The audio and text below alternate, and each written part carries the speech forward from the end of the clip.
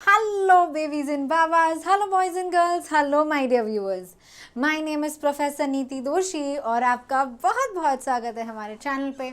I hope आप सब स्वस्थ है और बहुत बहुत मस्त है। चलिए बच्चों, आज अभी इसी वक्त let us continue with our business law. जी हाँ, हम बिजनेस लॉ पढ़ रहे थे। हमने module 1 chapter 1, module 1 chapter 2, module 1 chapter 3 continue कर रहे हैं। चैप्टर 1 एंड चैप्टर 2 हमने ख़त्म कर दिया है। हम लोग मॉड्यूल नंबर 1 चैप्टर नंबर 3 पे है। मैं चाहती हूँ आपका कंप्लीट ध्यान, कंप्लीट अटेंशन यहाँ पे हो and I want all of you all to give this concept. बच्चों, अभी मैंने जैसे कि आपको लास्ट लेक्चर में समझाया था कि अभी जो भी चीज़ें हम पढ़ने वाले हैं वो आपके एग्ज़ाम पॉइंट ऑफ व्यू और आपके practical life point of view से बहुत बहुत इंपॉर्टेंट है। एग्ज़ाम में इस चैप्टर में से एक कॉन्सेप्ट आप एक्सपेक्ट कर ही सकते हो कि वो आपको आएगा ही आएगा। The second thing that we are gonna study today, the first thing that we are gonna study today, last lecture में हमने डॉक्ट्राइन ऑफ अल्ट्रा वायर्स पढ़ा था। ये चैप्टर का फर्स्ट बहुत इंपॉर्टेंट कॉन्सेप्ट हमने वो लास्ट लेक्चर में पढ़ लिया था, डॉक्ट्राइन ऑफ अल्ट्रा वायर्स। ये लेक्चर में हम इस चैप्टर का सेकंड मोस्ट इंपॉर्टेंट कॉन्सेप्ट, लेकिन ये लेक्चर का फर्स्ट इंपॉर्टेंट कॉन्सेप्ट हम पढ़ने जा रहे हैं, वो है constructive notice of memorandum and articles of association. इसका मतलब क्या होता है? कंस्ट्रक्टिव, इसे भी एक स्टार मार्क कर दीजिए my dear viewers. Constructive notice of memorandum and articles of association. बच्चों, इसका मतलब ऐसा होता है, ध्यान से समझिए, जब भी एक कंपनी का इनकॉर्पोरेशन हो रहा होता है, हम जानते हैं इनकॉर्पोरेशन में काफ़ी सारी फॉर्मेलिटीज़ प्रोमोटर्स को फुलफिल करनी पड़ती है। काफ़ी सारी फॉर्मेलिटीज़ उनको निभानी पड़ती है, उनको डॉक्यूमेंट्स फाइल करने पड़ते हैं, सबमिट करने पड़ते हैं, एक्सेट्रा एक्सेट्रा एक्सेट्रा। हम जानते हैं जब इनकॉर्पोरेशन का प्रोसीजर चालू होता है, जब इनकॉर्पोरेशन करना होता है, तब 2 डॉक्यूमेंट्स तो फाइल करने ही पड़ते हैं। जी हाँ बच्चों, तब 2 डॉक्यूमेंट्स तो फाइल करने ही पड़ते हैं और वो 2 डॉक्यूमेंट्स होते हैं of course memorandum of association and articles of association. Company के 2 बहुत ज़रूरी डॉक्यूमेंट्स जिसे हम एमओए और एओए कहते हैं। जब ये कंपनी का इनकॉर्पोरेशन प्रोसीजर चल रहा होता है तभी ये डॉक्यूमेंट्स सबमिट करने पड़ते हैं। ये डॉक्यूमेंट्स जब कंपनी जब आरओसी को सबमिट करती है, ये डॉक्यूमेंट्स जब आरओसी के पास जाता है, बच्चों ROC is a public office, right? और अगर वहाँ पे कोई डॉक्यूमेंट सबमिट किए हैं तो it becomes the public documents. तो now it is to be understood that ये जो कंपनी बनाई गई है, इस कंपनी के जो मेमोरेंडम और एसोसिएशन और आर्टिकल्स ऑफ एसोसिएशन है आरओसी रजिस्ट्रार के पास, वो भैया अभी से पब्लिक डॉक्यूमेंट्स है, वो भाई साहब अभी से पब्लिक डॉक्यूमेंट्स है। इसका मतलब है जो भी व्यक्ति, जो भी आउटसाइडर्स कंपनी के साथ डील करता है, जो भी आउटसाइडर्स कंपनी के साथ डील करते हैं, it is to be understood कि वो आउटसाइडर ने कंपनी के बारे में रिसर्च की होगी, यानी कंपनी के बारे में, कंपनी के मेमोरेंडम और आर्टिकल्स के बारे में उसने रिसर्च किया होगा, उसने एमओए और एओए पढ़ा होगा, समझा होगा और फिर उसने कंपनी के साथ डील किया होगा। This is implied rule, this is to be understood कि कंपनी के डॉक्यूमेंट्स पब्लिक डॉक्यूमेंट्स है। किसी भी कंपनी का एमओए और एओए आप पढ़ सकते हैं, और अगर आप वो कंपनी के साथ ये पढ़े बिना डील कर रहे हो, वो कंपनी का एमओए और वो कंपनी का एओए के बारे में पढ़े बिना अगर आप कंपनी के साथ डील कर रहे हो तो that is your mistake. Law, कानून की नज़र में इट विल बी अंडरस्टूड कि भैया अगर तुमने कंपनी के साथ डील किया है, तो तुमने कंपनी के डॉक्यूमेंट्स तो पढ़े ही होंगे, क्योंकि ये डॉक्यूमेंट्स एक पब्लिक डॉक्यूमेंट है। इसे कहते हैं बच्चों कंस्ट्रक्टिव नोटिस। ये जो कंस्ट्रक्टिव नोटिस है, ये कंपनी को प्रोटेक्ट करता है, ये कंपनी को आउटसाइडर से प्रोटेक्ट करता है, क्योंकि ये आउटसाइडर जो व्यक्ति को, बच्चों ये तो आप समझ लीजिए कि कंपनी एक रियल इंसान नहीं है, company is a legal person, I understood that, लेकिन कंपनी को भी तो कोई प्रोटेक्शन की ज़रूरत होगी ना, कंपनी को भी तो किसी की प्रोटेक्शन की ज़रूरत होगी। तो ये जो कंस्ट्रक्टिव नोटिस है ये कंपनी को बचाता है, क्योंकि ये ओमन जिम्मेदारी आउटसाइडर पे डाल देता है कि भैया कंपनी के अंदर कुछ गड़बड़ हो रहा है कि नहीं हो रहा है। आपको तो कंपनी के डॉक्यूमेंट्स पढ़ने ही चाहिए, तो ही आप कंपनी के साथ डील कर सकते हो, तो ही आप कंपनी के साथ डील कर सकते हो। Very very important constructive notice of MOA and AOA क्या बोलता है, देखिए, the memorandum and articles of association of every company, understand, of every company are registered with the registrar. ROC registrar of company के साथ registered होता है। The office of the registrar, ROC का जो ऑफिस है वो एक पब्लिक ऑफिस है, आप जाके विजिट कर सकते हैं। And consequently the documents becomes the public documents, यानी वो जो MOA कंपनी का और वो जो AOA कंपनी का ROC के पास जो सबमिट किया गया था ना, वो एक पब्लिक डॉक्यूमेंट है।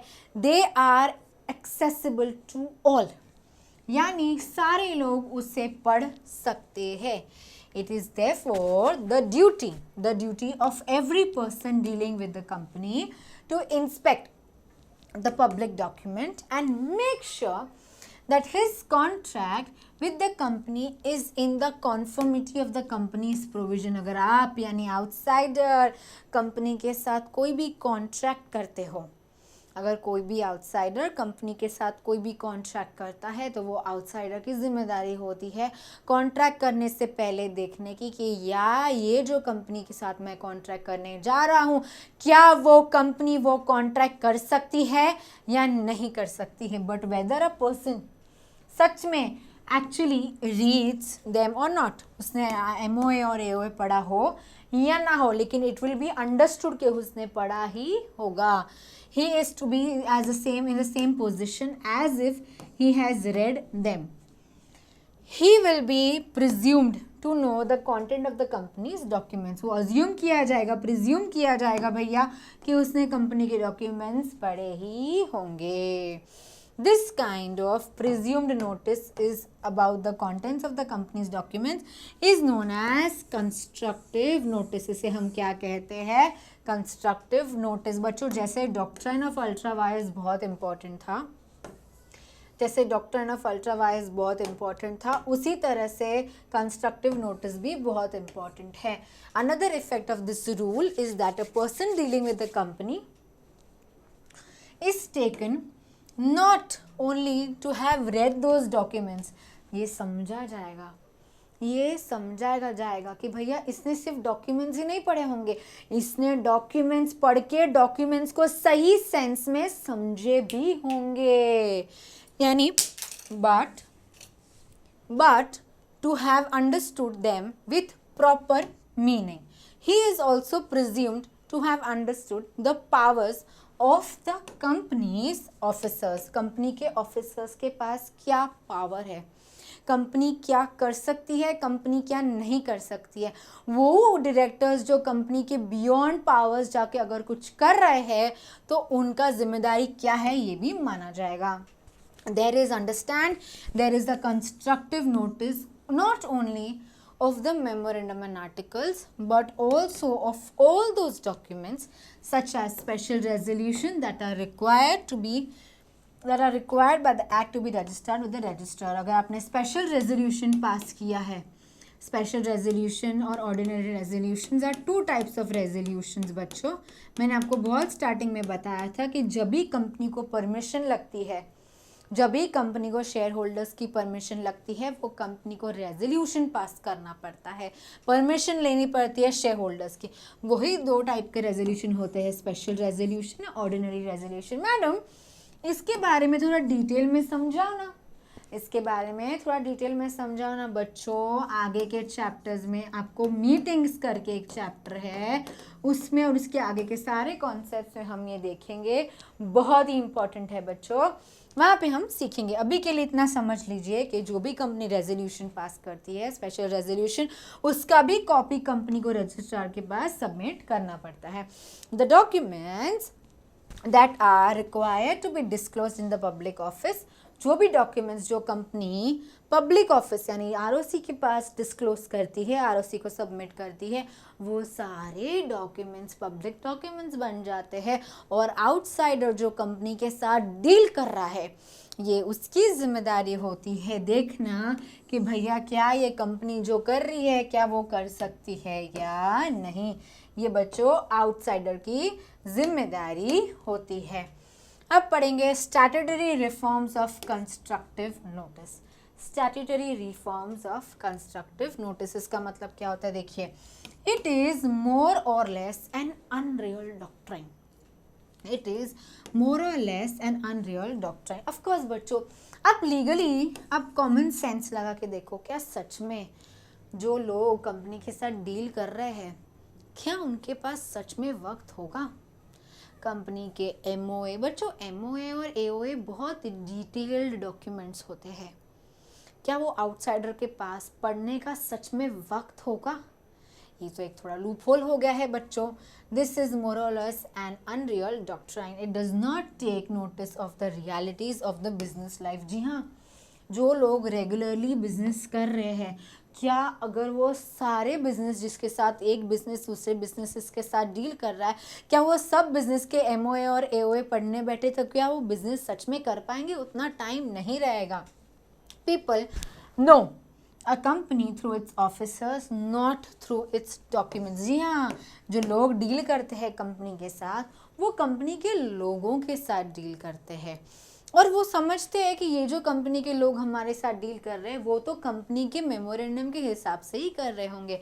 इसीलिए जो डॉक्ट्राइन है बच्चों, ये बहुत ही अनरियल डॉक्ट्राइन है, लेकिन है तो हमें तो पढ़ना है बच्चों। Next concept, next very very very very important concept, doctrine of indoor management और टर्कवॉन्ड रूल। Very very important.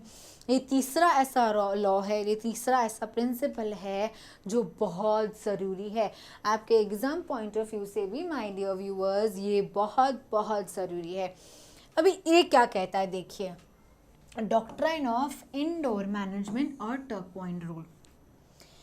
हमने इसके पहले वाले डॉक्ट्राइन में पढ़ा, इसके पहले वाले रूल में पढ़ा कि आउटसाइडर की जिम्मेदारी होती है भैया आउटसाइडर की जिम्मेदारी होती है कि अगर वो कंपनी के साथ डील कर रहा है तो उसने कंपनी के डॉक्यूमेंट्स तो पढ़े ही होंगे, उसने कंपनी के एमओए, कंपनी का एमओए और कंपनी का एओए तो पढ़ा ही होगा, बराबर। It was to be understood. लेकिन अभी इंडोर मैनेजमेंट की बात कर रहे हैं, पढ़ा होगा, आउटसाइडर ने एमओए और एओए पढ़ा होगा, लेकिन कंपनी के अंदर कुछ गड़बड़ घोटाला चल रहा है। अगर कंपनी के अंदर कुछ गड़बड़ चल रही है तो ये आउटसाइडर को तो डेफिनेटली नहीं पता होगा, राइट? ये आउटसाइडर को तो डेफिनेटली नहीं पता होगा। तो ये जो डॉक्ट्राइन है ये आउटसाइडर को प्रोटेक्ट करता है। इसके पहले का जो डॉक्ट्राइन था वो कंपनी को प्रोटेक्ट कर रहा था आउटसाइडर से, लेकिन अभी का जो डॉक्ट्राइन है वो आउटसाइडर को प्रोटेक्ट कर रहा है कंपनी के इंडोर मिसमैनेजमेंट से। कंपनी के अंदर का कुछ गड़बड़ चल रहा है, कंपनी ने कुछ फॉलो नहीं किया, कंपनी ने कुछ गफला किया, तो ये आउटसाइडर को कैसे पता होगा? इसीलिए this doctrine protects the outsider. देखेंगे क्या बताएंगे, और इसे टर्कवॉन्ड रूल भी कहते हैं। The role played by the doctrine of indoor management is opposite to that of constructive notice. Constructive notice में हम कंपनी को प्रोटेक्ट कर रहे थे, किससे भैया? आउटसाइडर से। इंडोर मैनेजमेंट में हम किसको प्रोटेक्ट कर रहे हैं भैया? इनसाइड, आउटसाइडर को, किससे? कंपनी से। The rule of constructive notice protects the company against the outsider. पहले हम कंपनी को प्रोटेक्ट कर रहे थे, बराबर, कंस्ट्रक्टिव नोटिस में। उसके बाद whereas the doctrine of indoor management protects outsider against the company. हम आउटसाइडर को प्रोटेक्ट कर रहे हैं। एक बहुत ही इम्पोर्टेंट केस लॉ है, मैं चाहती हूँ आप एक सुंदर सा ब्यूटीफुल सा स्टार मार्क इस केस लॉ के लिए लगा दीजिए। ये केस लॉ भी बहुत बहुत बहुत इम्पॉर्टेंट है। इसे कहते हैं रॉयल ब्रिटिश बैंक वर्सेस टर्कवॉन्ड। इसे कहते हैं रॉयल ब्रिटिश बैंक वर्सेस टर्कवॉन्ड। इसमें देखिए क्या हुआ था, हम इसे देखेंगे और इसे समझने की कोशिश करेंगे। बच्चों एक कंपनी थी, वो कंपनी के दो डायरेक्टर्स जाते हैं बैंक के पास, जिस बैंक को कहते हैं रॉयल ब्रिटिश बैंक, उस बैंक को कहते हैं रॉयल ब्रिटिश बैंक। वो बैंक के पास जाते हैं और बैंक को कहते हैं क्या मुझे लोन मिलेगा, क्या हमें लोन मिलेगा। कंपनी के दो डायरेक्टर्स जाते हैं बैंक के पास और बैंक से लोन मांगते हैं। बैंक बोलता है ठीक है, मैं आपको लोन दूंगा। अभी ये कंपनी का रूल है, समझने की कोशिश कीजिए, बहुत ज़रूरी है। अब ये कंपनी का रूल है, जब भी कंपनी कोई लोन बोरो करती है तो कंपनी को as a security bond issue करना है। बॉन्ड भी एक सिक्योरिटी होती है बच्चों, जैसे शेयर्स होता है, प्रेफरेंस शेयर्स होता है, डिबेंचर्स होते हैं, वैसे डिपॉजिट्स होते हैं, वैसे ही बॉन्ड्स भी होते हैं। बॉन्ड्स भी एक इंस्ट्रूमेंट होता है जो कंपनी इश्यू कर सकती है लोन लेते समय। तो वो बोल रही है कि हम लोन लेंगे लेकिन आपको सामने बॉन्ड इश्यू करेंगे, बॉन्ड में हम साइन भी करेंगे, और ये लोन हम तभी ले सकते हैं जब हमारी कंपनी ने रेजोल्यूशन पास किया होगा। ठीक है, बैंक को लगता है सिंस ये रेजोल्यूशन पास करना कंपनी का इंटरनल मैटर है, बैंक को लगता है ये जो रेजोल्यूशन पास करना है ये कंपनी का इंटरनल मैटर है, कंपनी ने तो ये किया ही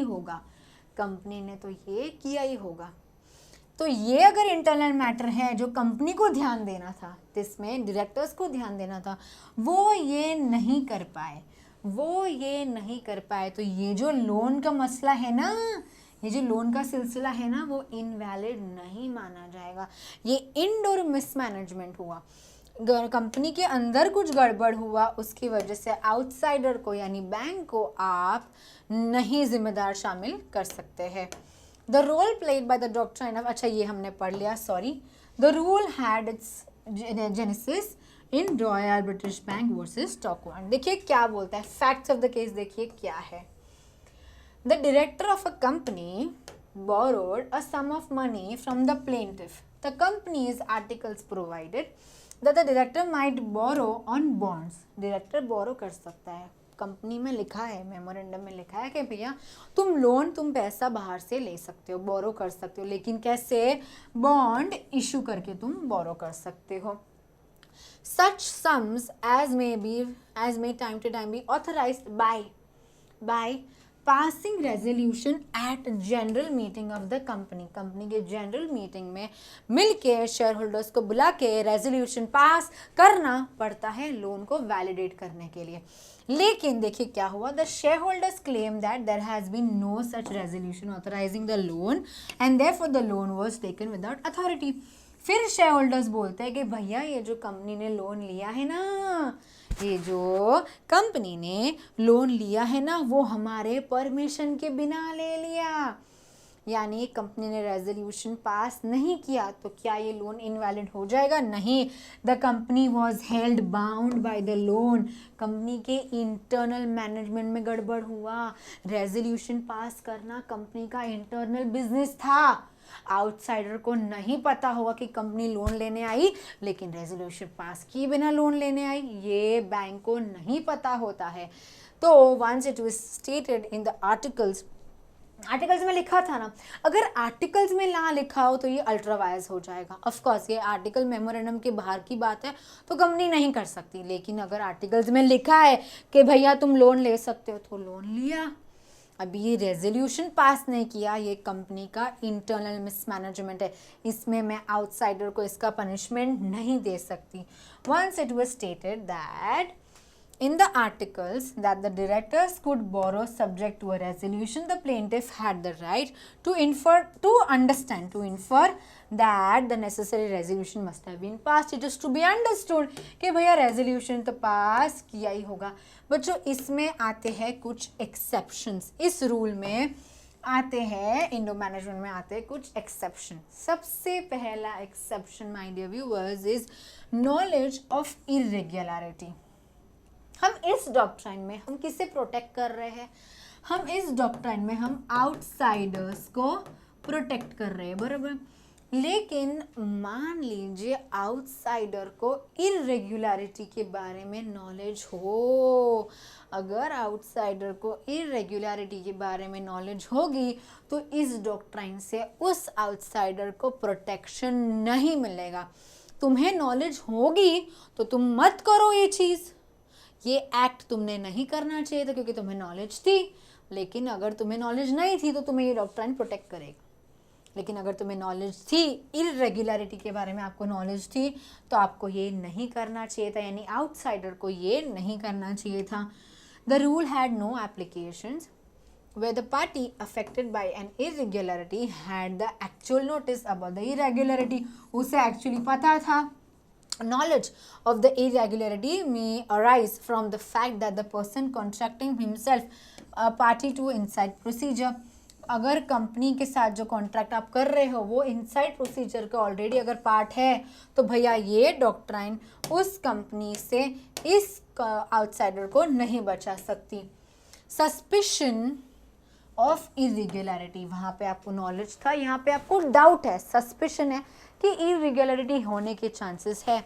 The protection of Turquoise rule is also not available where the circumstances surrounding the contract are suspicious and therefore invite inquiry. For example, that an officer of the company acts in a manner which is apparently outside the scope of his authority। अगर company के officer भी ऐसा काम कर रहे हैं जो उसके स्कोप के बाहर है तो सस्पिशन ऑफ इरेगुलरिटी अगर आउटसाइडर को है तो टर्कोइन रूल यहाँ पे अप्लीकेबल नहीं होगा। फॉर्जरी यानी झूठ बोलना, चोरी चकारी चीटिंग करना, चोरी चकारी चीटिंग करना, फॉर्जरी ही अगर कर रहे हो तो टर्कोइन रूल यहाँ पे भी एप्लीकेबल नहीं होगा। The Turquoise rule is not applicable to forgery as any forged document is null and void। शुरुआत से ही कोई भी forged document उसका कोई legal effect नहीं होता है। This doctrine applies to irregularities which otherwise might affect a genuine transaction। It cannot apply to forgery। अगर बात ही चोरी चकारी चीटिंग की हो रही है तो ये doctrine applicable my dear viewers नहीं होगा, ये डॉक्ट्राइन एप्लीकेबल नहीं होगा। नॉलेज ऑफ द आर्टिकल्स, अभी नेक्स्ट है बच्चों, knowledge of the articles. The doctrine is applicable in the place where a person has inspected the public documents and entered into a contract with the company, but if he has no knowledge of the articles। अभी बच्चों उसको knowledge ही नहीं था articles के बारे में। क्या हमने पढ़ा था पहले, हमने कंस्ट्रक्टिव नोटिस में क्या पढ़ा था कि आउटसाइडर को कंपनी के आर्टिकल्स और मेमोरेंडम के बारे में पता होना चाहिए। लेकिन अगर उसने पढ़ा ही नहीं था तो यहाँ पे मैं आउटसाइडर को प्रोटेक्ट क्यों करूँ, वापस आउटसाइडर की गलती है ना। देखिए, the doctrine is applicable in the place where the person has inspected the public documents and entered into a contract with the company, but अगर उसे नॉलेज ही नहीं था आर्टिकल्स के बारे में, he does not get any protection against the internal irregularities of the company। भैया आपको पता ही नहीं, आपने एक्चुअली तो डॉक्यूमेंट्स पढ़े ही नहीं, तो इंटरनल इरेगुलरिटीज़ के बारे में कि अगेंस्ट आपको प्रोटेक्शन नहीं मिलेगा। Acts outside the apparent authority, if the act of an officer of a company is one which would ordinarily be beyond the power of such an officer, the outsider cannot get the protection। अभी acts outside the apparent authority, ये जो officer है यही गड़बड़ घोटाला कर रहा है, ये कुछ ऐसा कार्य कर रहा है जो जिसकी अथॉरिटी इसके पास थी ही नहीं, तो उस केस में आउटसाइडर को प्रोटेक्शन नहीं मिलेगा। Okay, my dear viewers, this brings us to the end of this lecture। हमने बहुत important concepts भी ख़त्म कर लिए हैं। हमारा चैप्टर नंबर 3 चल रहा है, बस कुछ ही देर में यानी कुछ ही और लेक्चर्स में हमारा चैप्टर नंबर 3 भी हो जाएगा। आई होप आप मेरे साथ अपने बुक्स में मार्किंग कर रहे हैं, स्टार्स कर रहे हैं, अंडरलाइन कर रहे हैं और उतनी ही अच्छे से पढ़ाई भी कर रहे हैं। अगर आपको कोई भी डाउट्स है, feel free to reach out us in the comment section. This is professor Niti Doshi signing off. Thank you.